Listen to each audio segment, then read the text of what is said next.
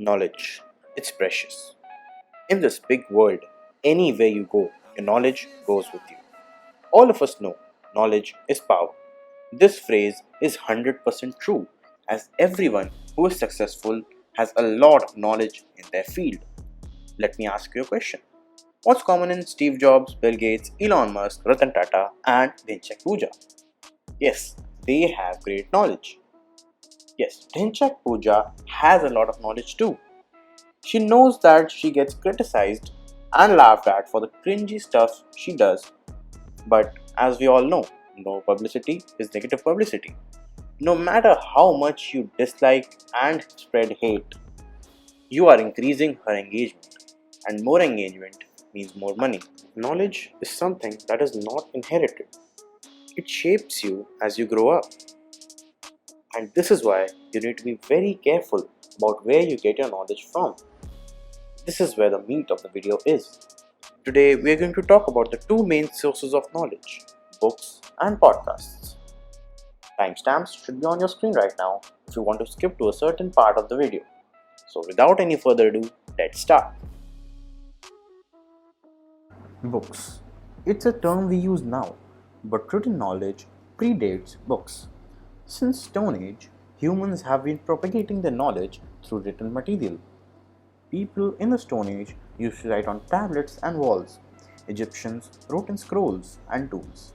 As human species evolved, we changed the way we write and share information. The earliest form of something which is closely related to books are manuscripts. Manuscripts are handwritten forms of knowledge. Prior to the invention of the printing press, each manuscript was unique, handcrafted, personalized through design features incorporated by the scribe, owner, bookbinder, and illustrator. But as soon as Gutenberg invented the press and it spread, there was a barrage of books published. Everyone was voicing their ideas, left, right, and center. With more evolution in the world of books, we now stand at a place where we have an abundance of reading material available, and that's what the next part of the video is about. In this day and age, there's a huge amount of books that are being published every single day, and it's so affordable that anyone can do it. For instance, I am a co-author myself of a book titled Many a Moon, and that's exactly what I mean when I say that there's a lot to read. You name it. Everyone who are on top of their field have a book on them. Even the ones which are much below them have books on them. And these are the people that we should take knowledge from. After all, they had what it takes. And how did they find themselves as something that we should get inspired by? I only talked about biographies here, but even sections like fictions now have so many books that they are almost saturated. But you may ask, what's the problem? You just need to book one book and finish it, right? Well, it's not very easy for most of us. This is the part of the video where we analyze how the internet has hampered our reading ability. As I researched for this video, I came across this article which I'll link down in the description on how the internet has made it difficult to read. According to researchers, our brain over the years has adapted to linear reading, as in books, page by page, consisting of some images, but at last a uniform way of reading text has been adapted by our brain. The internet completely changes this. With so much information, hyperlinked text, videos, alongside words, and interactivity everywhere, our brains form shortcuts to deal with it all by scanning, researching for keywords, scrolling up and down quickly. This is nonlinear reading, and it has been documented in academic studies. Researchers believe that this, among many, is the reason why it is difficult for some of us to read books now. Now, we have talked about the problem. What's the solution?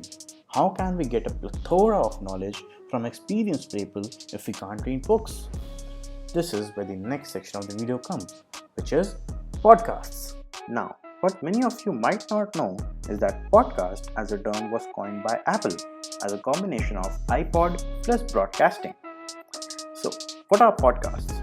Podcasts are basically conversations between multiple people, or it can also be just a single person speaking about something.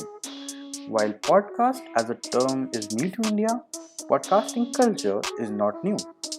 All of us have listened to radio shows now and then. The Prime Minister's Man Ki Baat. All of these have the same format as podcasts. But the problem with radio is that you have no choice to switch it, and even with those you have, the options are very limited. Podcasts change all this. You now have 800,000 options to listen to, and on your own convenience. All these podcasts became popular with the use of audio platforms like Spotify, Gaana, Savan, etc. And it also became popular with how the internet revolution in India. But it's still not as mainstream as in the West. The reasons being, first, not many people knowing about it. Second, people knowing about them but not listening to them. Third, people not knowing what podcast should they listen to. And that's where the next part of the video comes in. Why should you listen to podcasts? So, there are basically 4 reasons why you should listen to podcasts. First, it keeps you informed. Second, it increases your knowledge. Third, it's easier to consume than books. Fourth, it's a great way to pass time. If you listen to various podcasts of different genres, you're most likely to be informed about everything. My next point, which is linked to the first one, is that your knowledge about various fields will now increase many-fold. You don't need to look for success strategies for business on the internet anymore. You could just listen to a business and finance podcasts. Just think about it.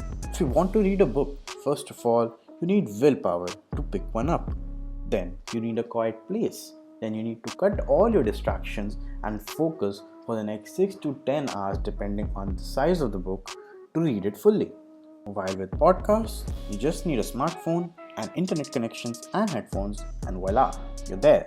Just sit back, relax, and let the information go in your mind. You can also listen to them while you're walking your dog, running, or making dinner. So, if you watched till here, you must be interested in podcasts, and maybe you will now listen to your first podcast, so let me recommend you some. The first podcast which I'd like to recommend is The Ranveer Show. It is an Indian podcast on the channel of Beer Biceps. And according to me, it is the best podcast India has. It is also in the top 50 business podcasts on Spotify. The next one is WAVEFORM. If you're interested in tech, then you will love WAVEFORM. It is the podcast of Marcus Brown, one of the biggest tech people on YouTube. It is a little inconsistent though. They upload twice a week or so. The third podcast which I'd like to recommend is On Purpose with SHETTY. It is the #1 health podcast in the world right now. He's a great guy and has guests which might be unknown to you, but they sure have great accolades. So that's it for this video. If you watched till here, make sure you like, share and comment down your thoughts about this video. Please tell me if you have any ideas for my next video, and I'll see you in the next one.